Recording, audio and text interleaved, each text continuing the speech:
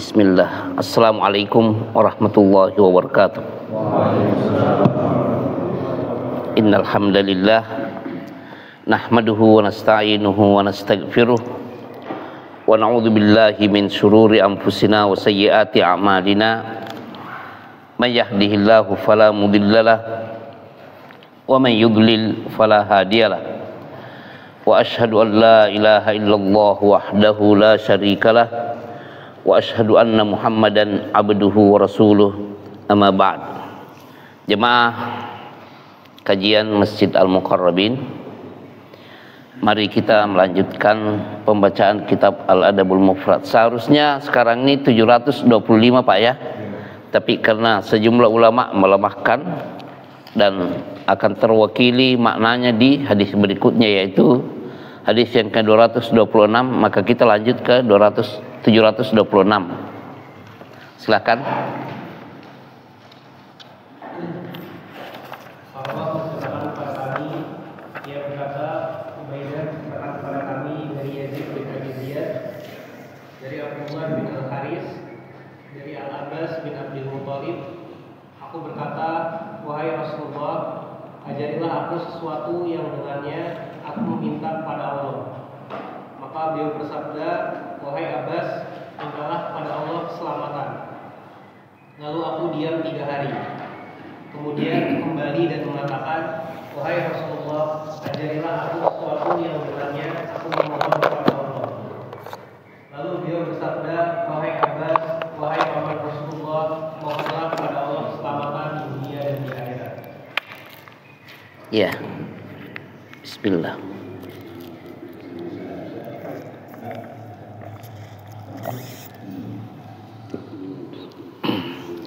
Di sini Al-Abbas paman Rasulullah Sallallahu Alaihi Wasallam yang meriwayatkan ya. Ada Ibnu Abbas ya, putranya nih. Makanya kalau menyebut Ibnu Abbas biasanya bukannya radhiyallahu anhu tapi radhiyallahu anhuma, 2 orang ya yang didoakan rahmat Allah. Nah, ini bapaknya nih Al-Abbas paman Rasulullah. Al-Abbas bersaudara dengan ayah Rasulullah, Abdullah. Hamzah juga radhiyallahu anhu.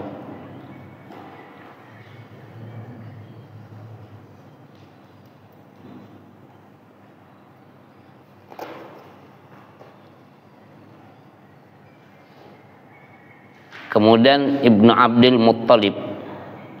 Kalau ini berarti kakek Rasulullah ya.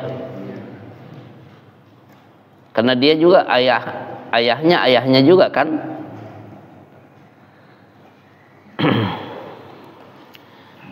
Dia katakan, ya Rasulullah, wahai Rasulullah, alimni syai'an, alimni, ajarkan kepada aku atau ajari aku syai'an, sesuatu, as'alullah bihi, dengan sesuatu yang engkau ajarkan kepada aku ini aku leluasa memohon kepada Allah, meminta kepada Allah.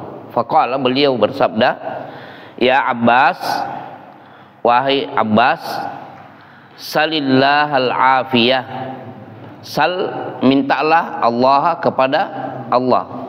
Al-afiyah, nah ini sudah lewat nih kosakata al-afiyah ini. Masih ingat Pak? Siapa? Segala sesuatu atau keselamatan terhadap segala sesuatu yang tidak baik, baik di dunia maupun di akhirat. Al-afiyah itu jadi segala kebaikan,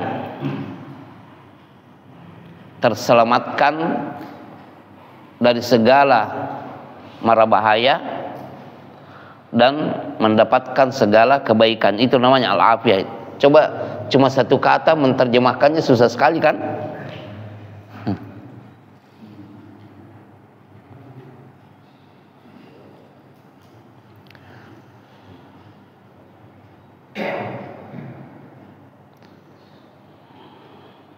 Summa, lalu kemudian, maka itu aku berdiam salasan 3 hari ya. Summa jitu, summa itu kemudian, jitu aku datang, fakultu maka aku pun berkata, alimni syai'an. Alimni tadi artinya ajarkan aku, ajari aku, ajarkan kepada aku, syai'an sesuatu, as'alu aku leluasa meminta, memohon Allah kepada Allah dengannya, dengan yang engkau ajarkan kepada aku itu, ya Rasulullah, wahai Rasulullah. Ini permintaan kedua ya? Ya, setelah 3 hari. Nah, setelah 3 hari datang lagi. Ya wajar dong, keponakan dan paman. Faqala, maka beliau sallallahu alaihi wasallam bersabda, ya Abbas, wahai Abbas, ya amma Rasulillah, wahai paman Rasulullah. Wahai paman Rasulullah, sal, mintalah Allah, menjadi salillah, mintalah kepada Allah. Jadi itu cara ini ya. Ini saat aslinya adalah sal, fi'il amri, fi'il amar, perintah.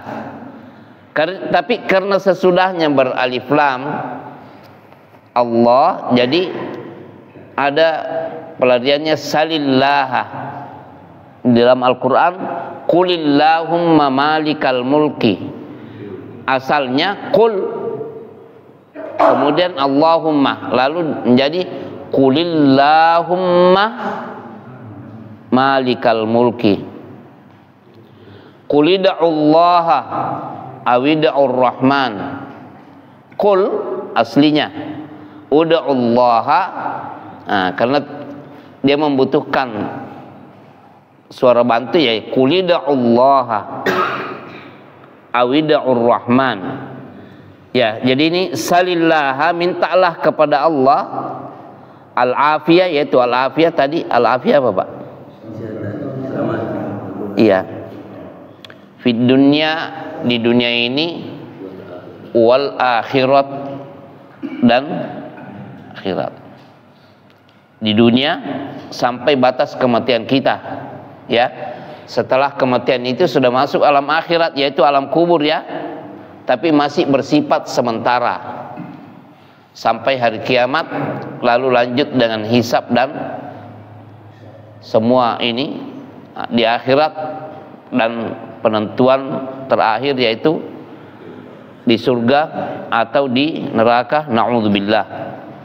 Kita memohon perlindungan kepada Allah, kita semuanya dan semua keluarga dan anak-anak keturunan kita, agar terhindar dari neraka.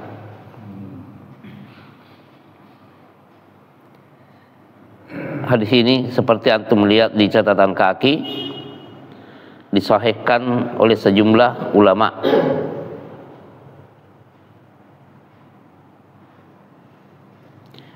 Terus bagaimana ini mengamalkan hadis ini, doa ini? Tambah dengan Allahumma, Allahumma, boleh ditambah juga ini. Apa arti ini? Allahumma apa artinya? Ya Allah, ini sesungguhnya aku, as'aluka, aku memohon, aku memohon, as'aluka, kepadamu, al-afiyata fid dunya wal akhirah. Coba kita ulangi Pak. Allahumma inni as'alukal afiyata fid dunya wal akhirah. Allahumma inni as'alukal afiyata fid dunya wal akhirah. Allahumma inni as'aluka al afiyata fid dunya wal akhirah. Allahumma inni as'alukal afiyata fid dunya wal akhirah.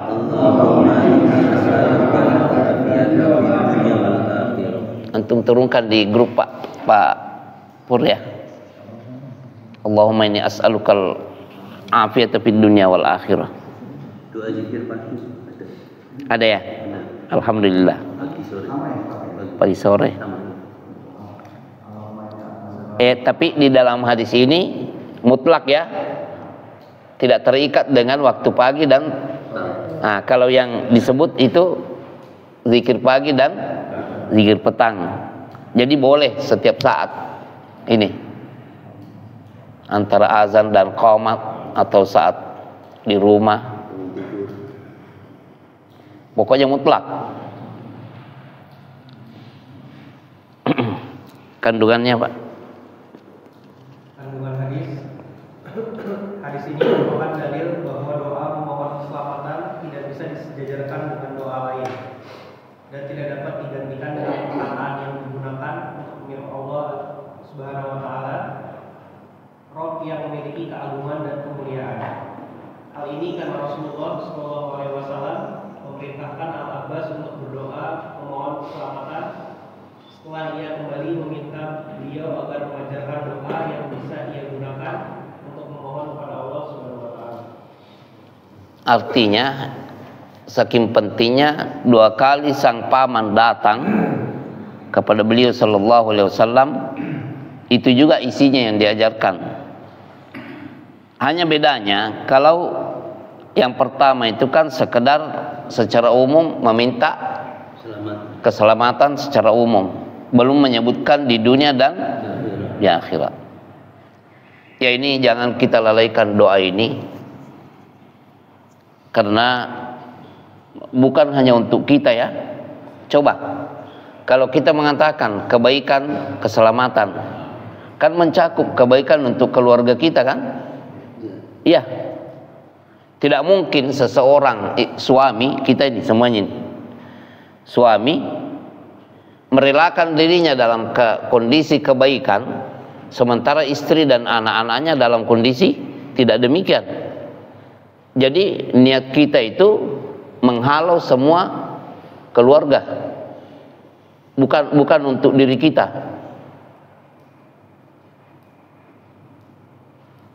Yang kedua, makna afiyah adalah pembelaan Allah Azza wa Jalla bagi hambanya. Seorang yang berdoa memohon afiyah, maka ia telah meminta kepada Rabb-Nya agar dia melindunginya dari segala keburukan yang dapat menimpanya. ya, ini saking padatnya isinya, sebegitunya Nabi Shallallahu Alaihi Wasallam mengajarkan kepada sang paman agar, ya benar juga. Coba antum lihat, banyak kerabat juga yang tidak terhalau kan. Ada Abu Jahal, ada Abu Lahab, dan yang lain-lainnya,